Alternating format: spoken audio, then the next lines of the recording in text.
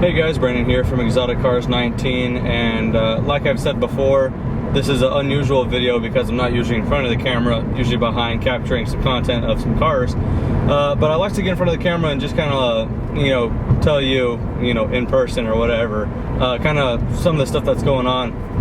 And in this video, I just kind of want to talk about last week, or last weekend, because if you saw like the last 4 videos I uploaded, it was me driving a couple of exotic cars. And I pretty much just wanted to get all those videos and just combine them into this one and just kind of talk about that day.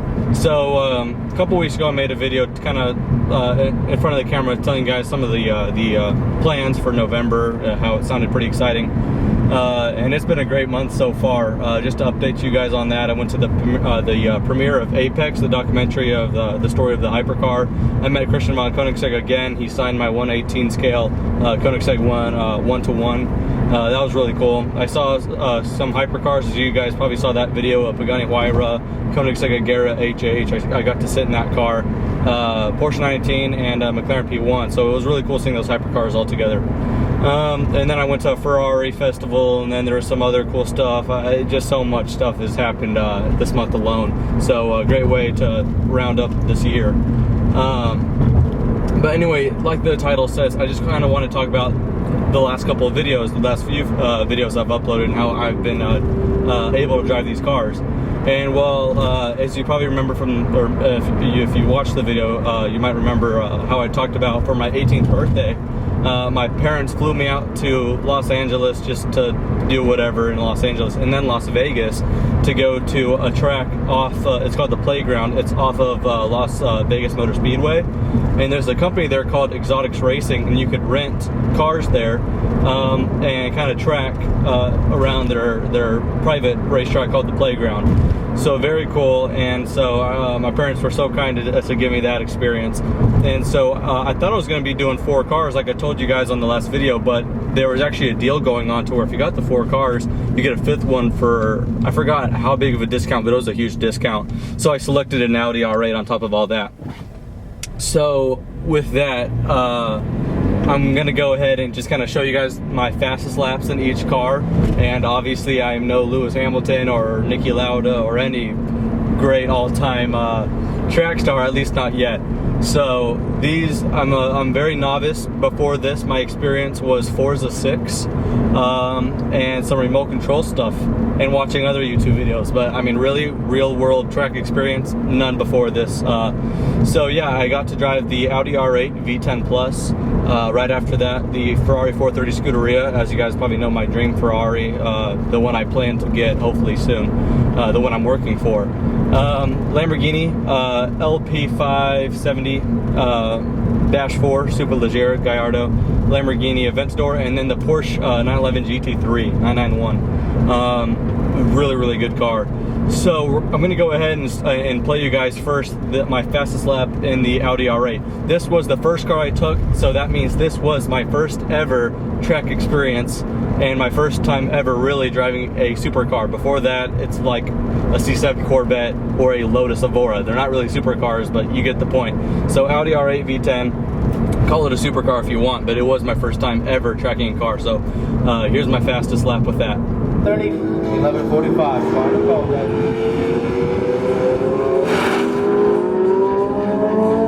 Straighten up, squeeze, full throttle right now. Back to that right side. Lift off, turn in tight, and then full throttle straight through. Wait into it. Brake a little bit, release, turn in, give it some throttle. Keep turning, unwind, squeeze, full throttle. Put those lights on, 458, upshift. Oh, you're already in fourth. Come on. All right, we're gonna pass, so brake and stay tight to the right. Get all the way inside and just hug that corner all the way around. Now squeeze, unwind, full throttle to the left. Nice job, you just passed the 458, brother. Beautiful. Brake straight, downshift once. Turn in and release, get all the way to the right. Squeeze, unwind a little bit. Now bring it back to the right side. There you go. A little brake, release, a little throttle in the left. Keep turning. Now unwind and squeeze. Full throttle back to the left side.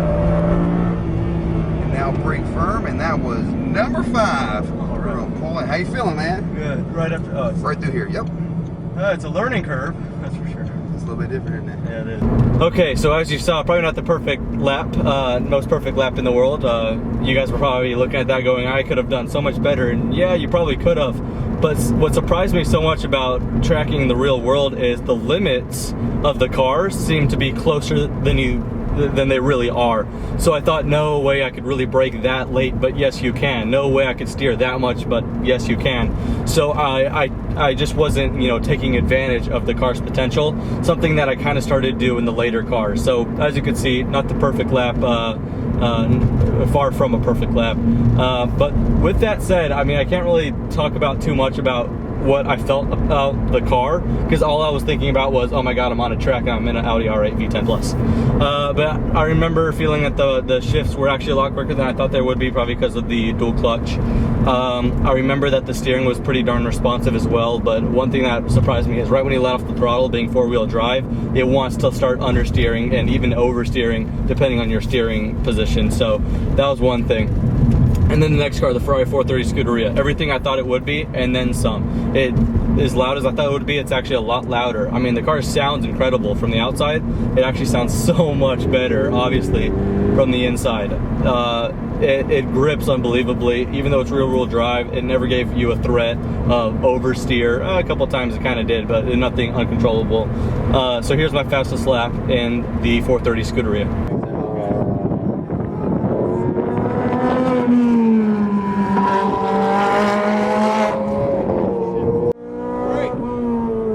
Slowly release that brake, turn it in. A little light in the front. Feel it? Turn harder. A little bit of throttle. Unwind. Go, go, go, go, go, go, go. All the way down. Turn it, go to the right. Stay on it. Brake. Scan it in. Turn. Balance. Throttle. You want me to brake through there or no? Only to set up, not in the turn. A little bit of throttle, baby. Unwind left. Squeeze. Up shift.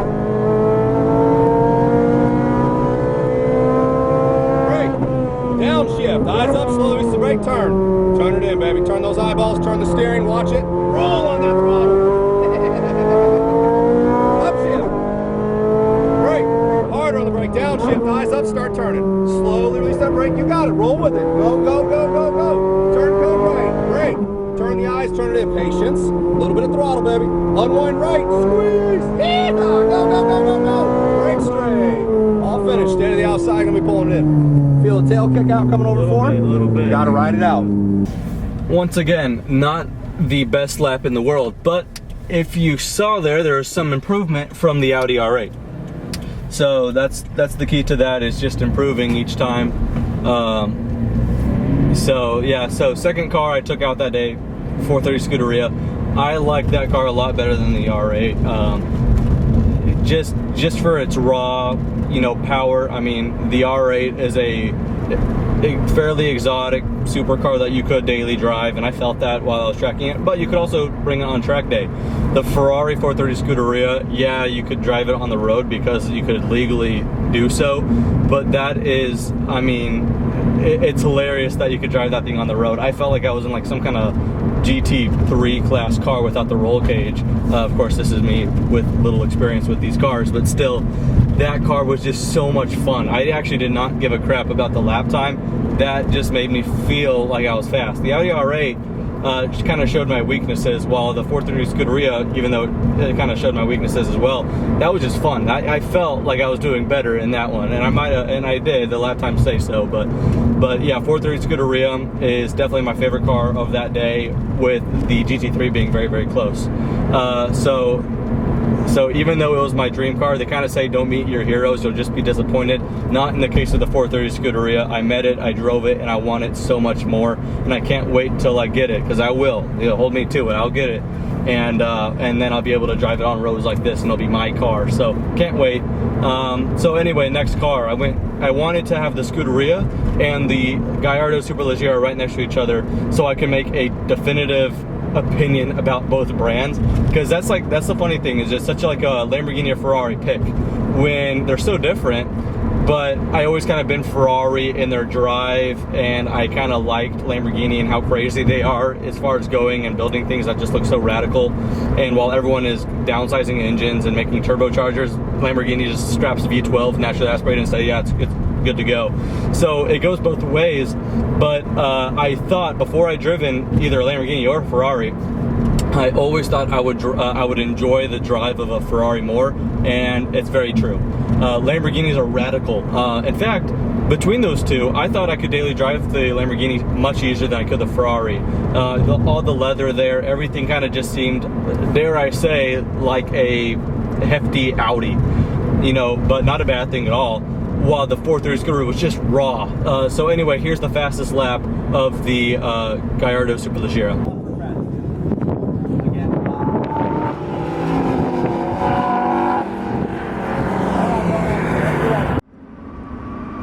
Squeeze down that throttle far right side of the racetrack.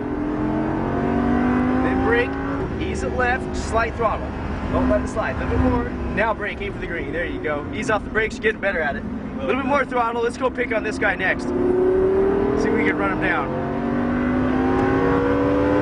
Upshift here, stay in his draft, looking good. Brake here, hard as you can, downshift once.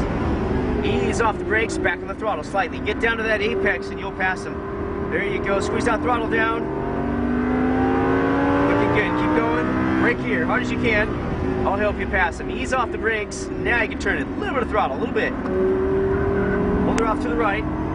Now brake, ease it left. Try to look down that straightaway down there. A little bit more throttle, a little more. There you go. Now brake, aim for the green. We'll back it down quite a bit, stay wide, and we'll exit up here just past the yellow cone.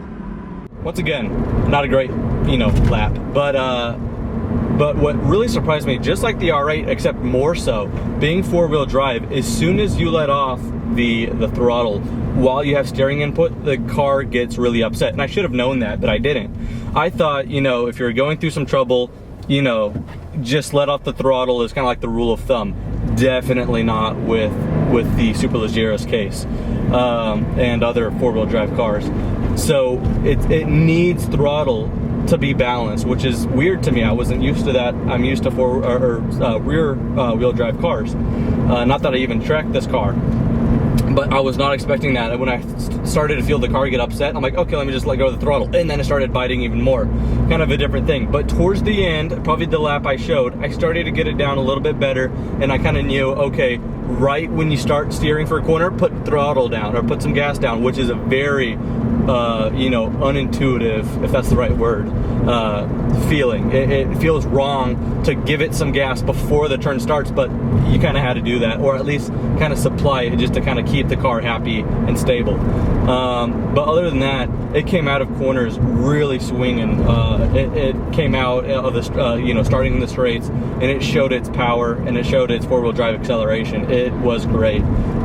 Steering and everything else, though, the feeling, I would just prefer that of the Scuderia. Anyway, that brings me to the next Lamborghini I drove, which is the insane Aventador LP700-4. So I'll leave the intro short to that one and just play the fastest lap I have of the Aventador.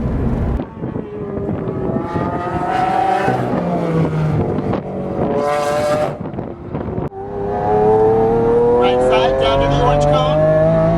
Brake hard, turn left, turn more, accelerate. Brake hard straight, ease up off the brake, sharp right turn. A little bit of throttle, tighter, full throttle out left. Good job. Good job. Upshift. You have fun? A lot of fun. Keep going. Brake to the green, downshift once, ease up off that brake pedal, balance it in, a little bit of throttle now, just a little, turn it, accelerate out. Straight, upshift, keep going, brake hard, brake downshift, ease up off the brake, sharp right, turn more, a little bit of throttle and accelerate out, right side, straight ahead, brake, turn down to the left side, tighter, a little bit of throttle and accelerate out, left side, and brake. Alright, that's our last lap, Brandon. Man, is that pretty cool or what? That is. I didn't expect it to move around that much under braking. Right. Man, yeah, it's heavy. It's a beast, huh? Yeah, it is. She is heavy. Okay, one thing I want to say about the Aventador right off the bat. I don't know, same with all the other cars, I don't know how similarly these rental track cars perform to a customer car, because these things get beat on. So I want to be optimistic and blame the brake feel of this Lamborghini Aventador on the fact that it's a rental. But let me just say, this thing, it's heavy, obviously. I heard that you had to give it more brake than you thought because it's so heavy. I was prepared for that. I was not prepared, however, that right when I step on the brake, the car just wants to move 5 feet that way, 5 feet that way, and just start changing lanes all over the place. And then, so it scared me for a second. You kind of saw me like, you know, I don't know if on the lap that you're gonna see, but on different braking points, I would just like want to just grab the steering wheel and kind of like micro, you know, correct it, because if I had no hands and I stomped on the brake, the car would have spun without a doubt. So I kind of had to micromanage kind of like the steering. So yeah, braking feel, not confident at all. But what surprised me is entering corners, once you've already done all the, you know, braking, getting into corners was actually very stable. Staying through the corners, probably from the lessons learned of the Superleggera, you kind of have to stabilize it with some throttle. I was used to that at that point. But if you just get in the corner correctly, hit your apex right, you supply it with some gas, and then it's actually very surprising how stable it feels and how early you could give it literally 100% throttle in the corner. With some certain cars, you kind of have to wait until the corner is about 90% done and then give it full throttle when your steering is like very little. But with the Lamborghini Aventador, you could give it 100% steering at some corners midway through, and then you can just kind of take it high for the straight again. But out of corners, just like the Superleggera, it went punching. I mean, it was flying out of the corners because you could give it 100% so early in the corner. So that's where it has the advantage. Braking, not so much. Again, I want to be optimistic and blame that on the fact that it's a rental that gets beat on a lot. And I even told him, I said, hey, it says check the brakes. And he said, oh, all our cars say that. And I'm like, okay. So again, these are, you know, driven by a lot of people on the track every single day. As I speak right now, it's being driven on the track and probably going through a braking zone right now. So you just don't know how different it feels than like a well taken care of, pampered customer Aventador. But from my experience, braking not so great, everything else great. Moving on to the last but definitely not least car. This is the Porsche 991 911 GT3. This makes me wonder how much better the GT3 RS can possibly be. That, I think, is why the GT3 RS is going for nearly 200, or well over 200 over sticker right now. They stickered at about 200. Right now they're going for about 400, sometimes 370, sometimes 420. Very over sticker. I don't know if the camera's moving around. So this is not the GT3 RS, it's just the GT3.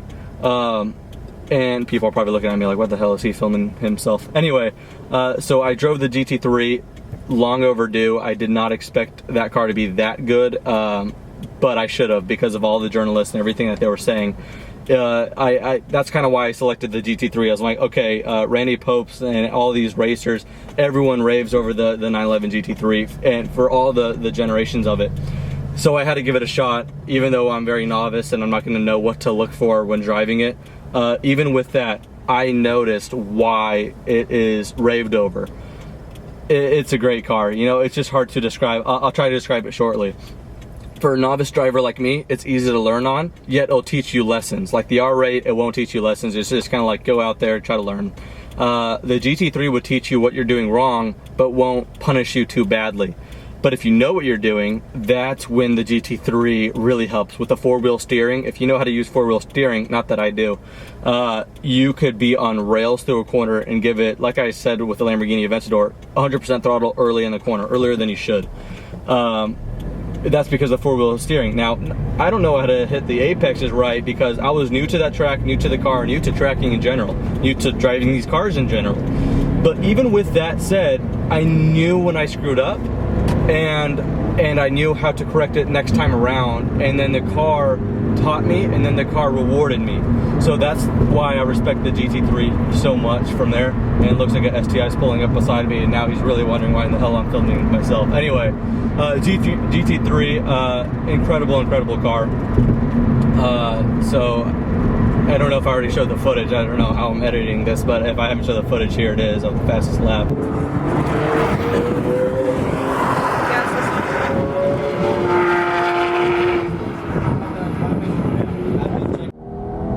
Right side. A little brake, turn it, and accelerate.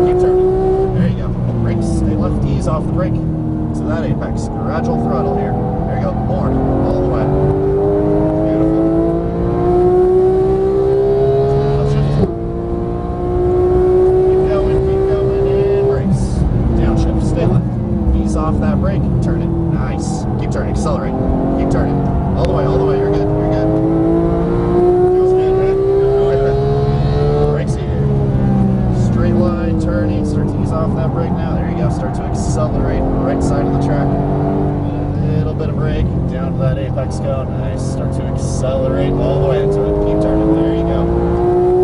And brakes. That was our 7 laps. Man, stay left here. You're right before the yellow comes. But yeah, and then obviously this was also my first time introduced to the PDK system. What a system, what a transmission. It works unbelievably well.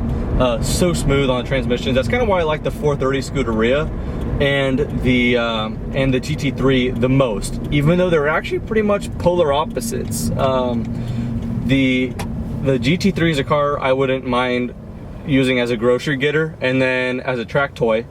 The Ferrari 430 Scuderia is a car I would probably want to take to like windy roads, but mostly the track.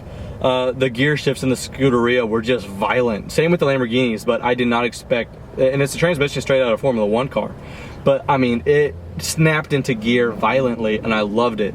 Versus the GT3, it did it so quickly you don't even think, which is something completely different, and I love them both for their different reasons. So anyway, that wraps up that crazy day of me driving 5 supercars in one day and why those were the videos I last uploaded. I hope you enjoyed this video where I kind of combined all the laps together and everything. With all the laps and all this video, I'm sure it's a long video. But anyway, a lot of content to come even after this, so stay tuned. Thank you guys so much for watching. Have a good day.